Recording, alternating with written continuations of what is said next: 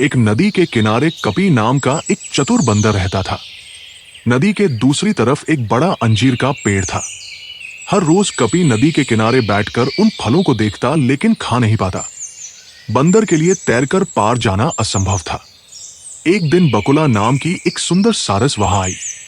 मित्र बंदर, बकुला ने कहा, तुम इतने उदास क्यों लग रहे हो? कपी ने गहरी सांस ली।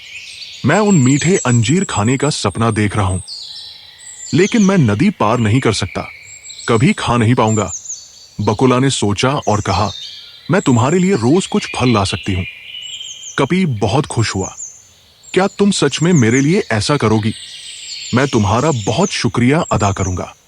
हाँ, बकुला ने मुस्कुराकर कहा। उस दिन से बकुला रोज नदी पार करके कपी के लिए सबसे अच्छे फल लाती थी।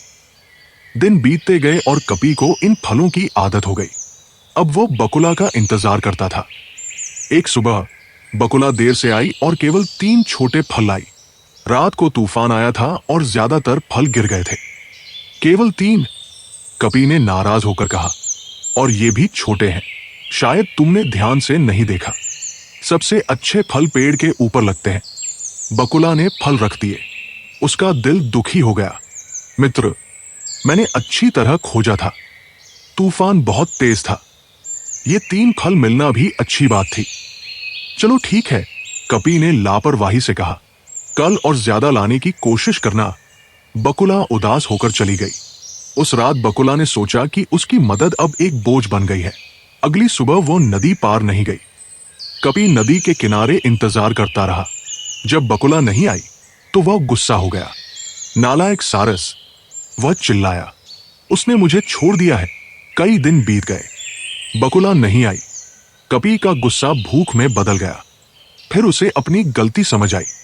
उसने सोचा कि जो चीज एक उपहार थी, वो उसे अपना हक समझने लगा था। उसने बकुला की दया को हल्के में लिया था। एक हफ्ते बाद जब बकुला आई तो कपी ने विनम्रता से कहा, मित्र बकुला, मैं बहुत ठलक था। तुम्हारी दयालुता एक कीमती उपहार थी, लेकिन मैंने उसे अपना अधिकार समझा। मैंने तुम्हारी मदद को हल्के में लिया। कृपया मुझे माफ कर दो। बकुला की आंखें भीग गई। मुझे खुशी है कि तुम्हें सच्ची दोस्ती की मर्यादा समझ आ गई। उस दिन के बाद कपी ने बकुला के हर उपहार का सच्चे दिल से शुक्रिया अदा किया। उसने कभी उसकी दयालुता को हल्के में नहीं लिया।